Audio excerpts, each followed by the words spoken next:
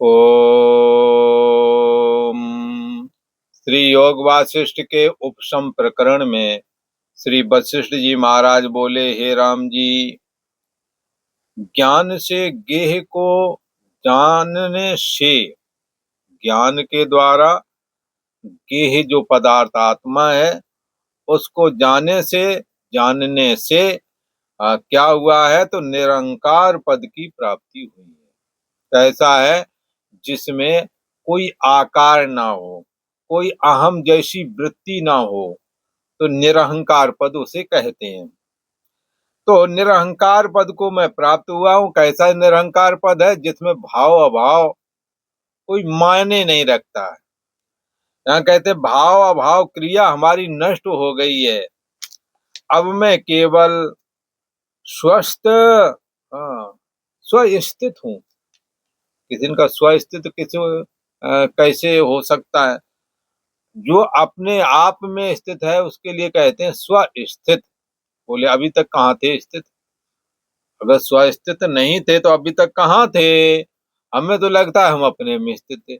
तो संतों ने कहा कि सच्चे अर्थों में आप तब तक अपने में स्थित नहीं होते जब तक यो बुद्धि परतत्सुत्साह, जो बुद्धि से परे तत्व है, जो चेतन मात्र है, जिसका अभाव कभी होता नहीं है, उसको जब स्व से अभिन्न होकर के स्वीकार करते हैं तब ही तृष्णा का विनाश होता है, तभी निरहंकार पद की प्राप्ति होती है। भाव भाव क्रिया कहते हमारी नष्ट हो गई है। कौन कह रहे हैं? प्रहलाद जी कह रहे हैं। क्यों नष्ट हो गई है? क्योंकि ज्ञान से गेह पदार्थ, जो गेह वस्तु जो आत्मा है, उसको मैंने जान लिया। उसको जानने से भाव अभाव हे उपादेय कोई ज्यादा माने नहीं रखता। तो अब मैं केवल स्वस्थित हूँ। चैतन्य सत्ता आत्मा हमारा असली अस्तित्व है। स्वयं अस्मि, वही मैं हूँ, ऐसा करके मैं स्थित हूँ। तो कैसा है वो पद? है निर्भय है, उसमें भय नहीं। शरीर मन इंद्रियां जहां होते हैं वहीं एक दूसरे के द्वारा मारने का खतरा होता है, परंतु जब कोई आकार है ही नहीं तो फिर निर्भय हो गया, क्योंकि आकार ही बनते और बिगड़ते हैं। यहाँ प्रहलाद जी कहते हैं कि मैं निर्भय हो गया। किस कारण निर्भय हो गया? कि जो निर्भय पद है उसी में मेरी मैं आ गई है। निर्भय पद कौन है? अंतर्यामी आत्मा। तो कह रहे हैं कि मैं निर्भय पद को प्राप्त हुआ हूँ, निरहंकार पद को, जिसमें परछिन्न व्यक्तित्वपना नहीं, ऐसा जो अहम शुद्ध चेतन मात्र है उसको कहते हैं निरहंकार पद। और कैसा पद है ये? निर्मन, जिसमें मन नहीं है, जो बुद्धि का भी साक्षी है। उसमें वो कैसा? निर्मन, मन से रहता है, मनन कला नहीं है उसमें। संकल्प विकल्पात्मक मनः, ये वृत्ति उसमें नहीं है। निष्पंद कैसा है? स्पंदन होता है शरीर मन इंद्रिय आदियों में, पर इस निष्पंदन भाव से वो रहित है। यहाँ कहते हैं ऐसा मैं कौन हूँ? शुद्ध आत्मा हूँ, जहाँ शरीर मन इंद्रिय आदि भी कोई अपना वजूद स्वयं स्वतंत्र होकर के नहीं रखते। कहते हैं प्रहलाद जी, लीला करके मैंने क्या किया हूँ? लीला करके मतलब आत्मा अनात्मा का विचार करके। तो मेरा शरीर शौकी नहीं स्थित है। अब जब आत्मा अनात्मा का विवेक किया तो का अस्तित्व कभी मरता नहीं है, और ये अनात्मा रूप शरीर अमृत पिलाने से भी बचता नहीं। जैसे रावण ने पिलाया, अमृत पिया, परंतु भगवान राम के बाणों के द्वारा वो मारा गया। तो यहाँ कहते हैं कि निर्मन पद है और निष्पंद है, शुद्धात्मा है। मेरा शरीर तो अब शौकी नहीं स्थित है, क्योंकि मेरा जो अहम अस्मि है वो शुद्ध निराकार हो गया, निरहंकार निरहम पद को प्राप्त हो गया है। कहते हैं मैं परम उपशम को प्राप्त हो गया हूँ। मैंने लीला करके ही, खेल खेल में ही भगवान विष्णु की कृपा से जो उपदेश हमें प्राप्त हुआ है, तो हमने खेल ही खेल में अहंकार को जीत लिया है। बोले कौन से अहंकार को? परिच्छिन्न व्यक्तित्व पनारूप अहम को मैंने जीत लिया है। और कैसा हुआ है स्थिति? परम उपशम को प्राप्त हो गया हूं। शरीर मन इंद्रिय आदि और इनके विषयों से हमारा कोई प्रयोजन नहीं। मैं परम उपशम को प्राप्त हुआ हूं और परम शांति मुझको प्राप्त हो गई है, क्योंकि मैंने अहंकार को जो जीता है। अहंकार में ही कर्तापना रहता है, अहंकार में ही कर्म का बीज रहता है। परंतु अहंकार के नष्ट होते भिद्यते हृदय ग्रंथि छिन्द्यन्ते सर्व संशया छियन्ते चाश कर्माणि। इसकी कर्मों का संस्कार जो उसमें रहता है अहंकार में, वो ही नष्ट हो जाता है। अहंकार ही जब नष्ट हो जाए तो कैसे फिर उसमें संस्कार रहेगा? जैसे जिस घड़े में पानी रहता है, वो घड़ा ही टूट जाए तो पानी कहाँ ठहरेगा? तो हृदय की गांठ अहंकार में रहती है। जीव हृदय तम मोह विशेषी छूटे ग्रंथ किम परे न देखी। ये गांठ दिखाई नहीं पड़ती है, गांठ अंदर है। काय की गांठ है? चिदजन ग्रंथि। देह मन इंद्रिय आदि ये अनात्मा है, और फिर शुद्ध चेतन अंदर है। ये दोनों जुड़ते हैं तभी अहम भाव लगता है, तो जुड़ते हैं तो गांठ लग गई। जदप मृषा छूटत कठिनाई। ये गांठ तो मिथ्या है, पर छूटने में बड़ी कठिनाई है इसमें। तो यदि ज्ञान प्राप्त हो तो जो सबके उर रहे ज्ञान एक रस, ईश्वर और जीव में कहो भेद कस। कैसे भेद करो? वो कैसा भेद है? जो सबके ओर रहे ज्ञान एक रस ईश्वर जीव है कहो भेद कस। कैसा भेद है? फिर भेद नहीं रह जाता है। इसलिए यहाँ कहते हैं क्या भेद नहीं रह जाता? एक ही तत्व आत्मा में परिच्छिन्न मन और व्यापक माया फुर रही है। तो व्यापक में जब अंतर्यामी आत्मा का प्रतिबिंब पड़ता तो ईश्वर समष्टि भाव ये उत्पन्न होता है, उसको ईश्वर कहते हैं। जब मन अनंत है, अनंत मनों में जब प्रतिबिंबित होता है तो जीव भाव उत्पन्न हो जाता है। परिच्छिन्न होने की वजह से जीव कहते हैं। परंतु एक नूर से सब जग उपजा, शुद्ध चैतन्य सत्ता से जीव भाव और ईश्वर भाव दोनों ही स्फुरित हो रहे हैं।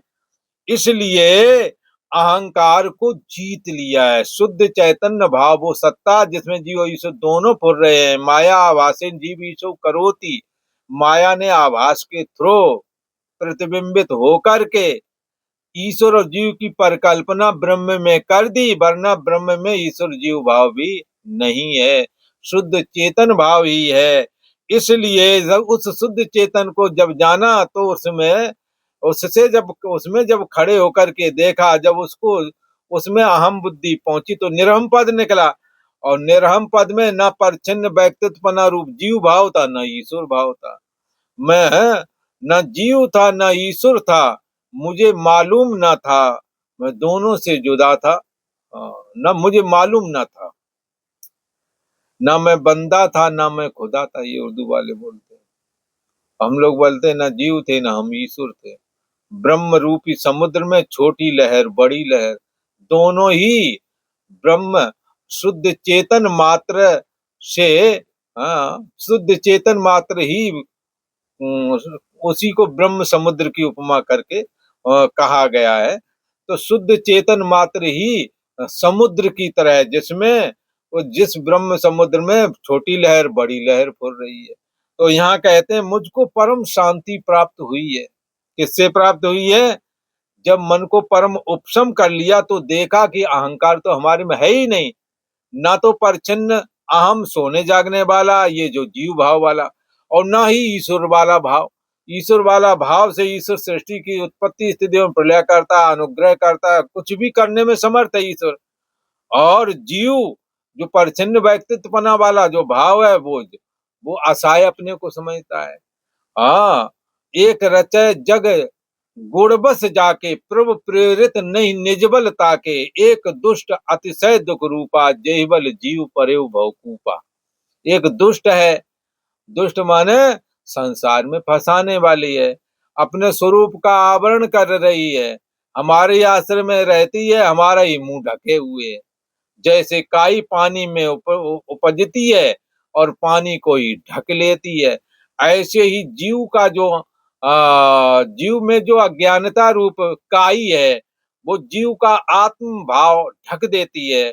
और उधर जो ब्रह्म में समष्टि भाव, ईश्वर भाव है, वो ढकता नहीं है, वो साफ और शुद्ध निर्मल है। इसलिए ईश्वर को शास्त्र और गुरु की जरूरत नहीं है, जीव को ही शास्त्र और गुरु की जरूरत है। जब मन को उपशम किया तो देखा एको देवा सर्वभूतेषु गूढ़ा, एक ही देव है, सब में समाया हुआ है। कैसा है वो? परम उपशम रूप है, उसमें कोई वृत्ति नहीं है। परम, उसको जानने से क्या हुआ कि प्रहलाद जी कहते हैं परम शांति मुझको प्राप्त हुई है।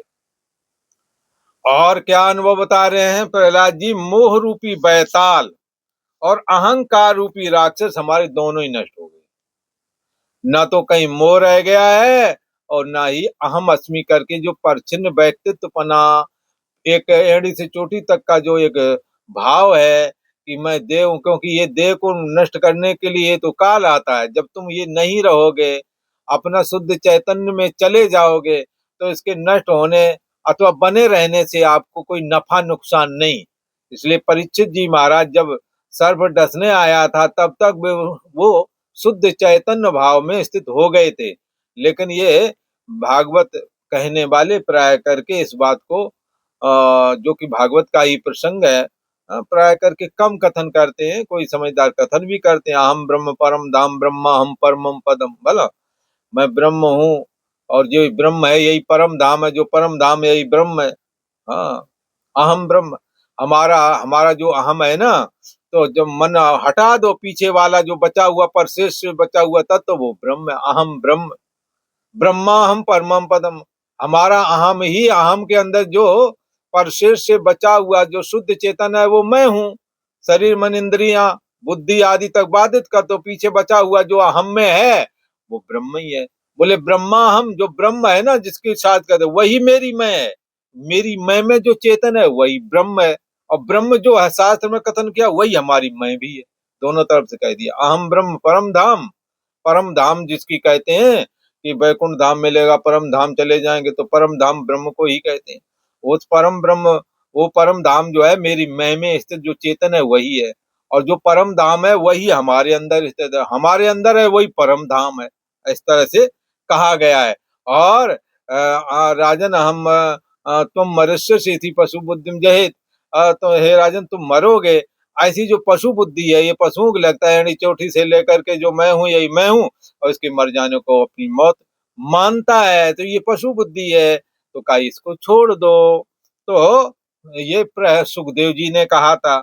वही बात यहाँ कहते हैं कि मोह रूपी बैताल अहंकार रूपी राक्षस हमारी नष्ट हो गए। वासना रूपी कुत्सित भूमिका से मुक्त और विगत ज्वर हुआ हूं मैं।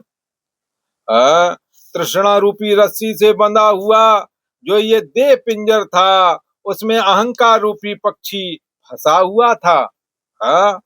सो अब तृष्णा रूपी रस्सी तो हमने विवेक रूपी कैंची से, कतरनी से काट डाली है। तृष्णा रूपी रस्सी को विवेक रूपी कैंची से काट दिया है। रस्सी को, तृष्णा रूपी रस्सी को किससे काटा है? विवेक रूपी कतरनी से काटा है। अब जाना नहीं जाता कि वो शरीर रूप पिंजरे में रहने वाला अहम अस्मि करके परछिन्न व्यक्तित्व पना रूप अहंकार, जिसमें अनेकों अहंकार थे, सुंदरता का हम, जवानी का हम, बालक का हम, जवान का हम, बुढ़ापे का हम, धनाढ़ का हम, बड़े अधिकारी का हम, कितने अहम थे, ये सब इसी अहंकार में रहते हैं। तो अब वो पिंजरा, शरीर रूपी पिंजरे में अहंकार रूपी पक्षी रहता था। जब विवेक रूपी कतरने से हमें वासना रूपी रस्सी काट दी, तो पक्षी कहाँ निकल गया पता ही नहीं लगता। लगता पक्षी था भी कि नहीं था। जैसे गधे के सिंह सिर से सिंह गायब, ऐसे ही अहंकार गायब हो गया। अहंकार रूपी वृक्ष में, अज्ञान रूपी वृक्ष में अहंकार रूपी पक्षी रहता था। आत्मा के जानने से जाना नहीं जाता कि कहाँ गया। दुराशा रूपी दुर्मति से धूसर था वो हमारा अहंकार। भोग रूपी भस्मी से, भोग रूपी भस्मी ने शुद्ध दृष्टि उस अहंकार की दूर कर दी थी। वो अपने को दे मानता था और वासना से हम मृतक तुल्य हो गए थे, मृतक ही हो गए थे। प्रहलाद जी कहते हैं, अरे दैत्यो, इतने काल से मैं चित्त की भूमिका में मिथ्या अहंकार को प्राप्त हुआ था, अब मैं आनंदित हुआ हूँ। आज ही मेरी बड़ी शोभा बढ़ी है, क्योंकि मैंने अहंकार के भाव से रहित, अहंकार से रहित शुद्ध चेतन को जाना है। अहंकार रूपी महामेघ हमारा आज नष्ट हो गया है और उसमें तृष्णा रूपी श्यामता, जो तृष्णा रूपी अंधेरा था, वह नष्ट हुआ है। अब वो तृष्णा खत्म हो गई है। अब मैं निर्मल आकाश के समान शोभायमान हो रहा हूँ। कैसा? जैसे आकाशवत सर्वगतस्य नित्या, निर्मल आकाश की तरह मैं शोभायमान हुआ हूँ। अब मैंने अपनी आत्मा को जाना है, अपने शुद्ध चैतन्य भाव को जाना है। अब अपने निज स्वरूप को प्राप्त हुआ हूँ। पहले तो पराये स्वरूप में था और अनुभव, ये कैसा स्वरूप है? तो सदा अनुभव रूप, जो कि सदा पहले से प्राप्त ही था, मैं जानता नहीं था। पर गुरु की कृपा से और शास्त्र की कृपा से अब उसे भगवान विष्णु ने कृपा की। वही हमारे गुरु हैं, प्रभु हैं, उन्हों की कृपा से मैं जान गया। प्रभुता के समूह के आगे अज्ञान अल्प रूप है। ये आत्मा की प्रभुता के आगे ये अज्ञान कुछ वजूद नहीं रखता। ऐसा प्रहलाद जी ने कहा। इति श्री योग वशिष्ठ उपसम प्रकरणे आत्म लाभ चिंतन नाम पंचत्रिंशत्तमा सर्गा। आज इतना ही।